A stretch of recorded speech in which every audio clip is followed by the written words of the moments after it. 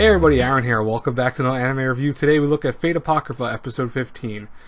Hey, so last week I asked for more story, and this week we got more story. I'm happy about that. So, we learn more about what the kind of now new divisions of the teams are, because, this used to be where it was like red and black, which was really simple as it is, but now different sides exist now. It's not really just red and black. Now you have some of them both working for each other, obviously, and then you have some working for Shiro. One thing that kind of was a tease was Shiro was going to admit how he planned on saving the world, and obviously didn't actually do that. They cut off and then talked to I want to say Ryder's group, because it's more so led by her. And, we learned more about what they plan on doing. They do plan on stopping Shiro, because they said regardless, if he somehow wins using his power, that's going to be a bad thing regardless. So they now have to figure out a means of taking him down and all of his servants / the masters that are working for his charge. What was kind of cool though was, and I think the highlight of this week's episode, besides the information thing we got about Sieg, who, for some reason his seals aren't disappearing the way they should. Most likely that the seals that he has are also, probably, I'm not going to say that this is 100% true, but most likely he's linked to the seal. So if his seals go out, I'm pretty sure he's going to die. I don't know why I feel like that, but even how Ryder was like, oh, if you use that seal, there's a miracle that's associated with how your seal is still around, even though you used all of your stuff.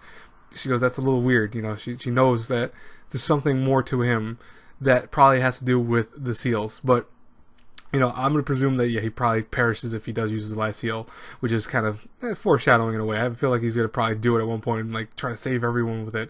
But we'll see what happens. But for me, one of the highlights of the episode was definitely when Mordred was talking with her master, the Necromancer. And the fact that we see his backstory where apparently his family, or at least his lineage, made a kind of deal of sorts to get power. But it came at a cost of where he can't have kids anymore. And even when he has other kids, like he's adopted before in the past, they end up dying because of the fact that he can't give him his power, and it seems like they're just probably cursed in general.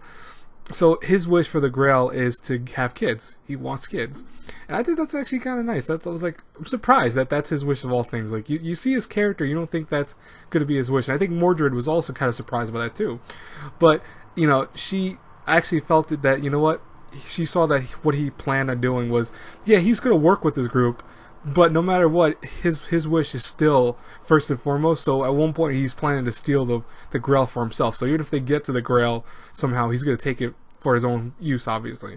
And Mordred was surprised by that, but also happy that he's still gun-ho about winning the Grail. I think for a second she thought maybe he wasn't, and he was willing to go and kind of forget about everything that he was doing and just kind of now team up with this group. But he's got his ulterior motives, which is interesting. Even, another thing that was kind of cool too is even seeing that one very heavyset dude with the Hitler mustache. I really dislike that character. I dislike everything about him. But you see that when he saw all the people hurt in the from the war in the hallway, instead of getting pissed off or anything, he got annoyed. But more so, he went and started helping them, and he realized that, as he said, it's kind of true what he said. It's everything about this war sucks. There's nothing good about this war. You have death, you have a horrible, horrible war, and you have just carnage for what? A cup that gives you a wish. It is kind of accurate if you think about it. So, I like his character a lot more than I did before. I hated his character before, but I like him a lot more. Still really am not crazy for him, but he's a lot cooler now in my mind. But anyways, I did like the story. I liked how they pushed a little bit more. It was less action-packed today. And just in general, we got to see some characters' backstories and what they plan on doing with the actual Grail themselves. I wish I would have saw Shiro's, but that would, I guess that they're going to do that watch at one point eventually. Anyways, guys and girls, what did you think about this week's episode? I would love to hear from you in the comments below. I am done with reviews today. No more reviews. I'm done. No more videos in general. I'll talk to you guys later. Have a great, blessed day, everyone. God bless you all. Bye-bye, everyone.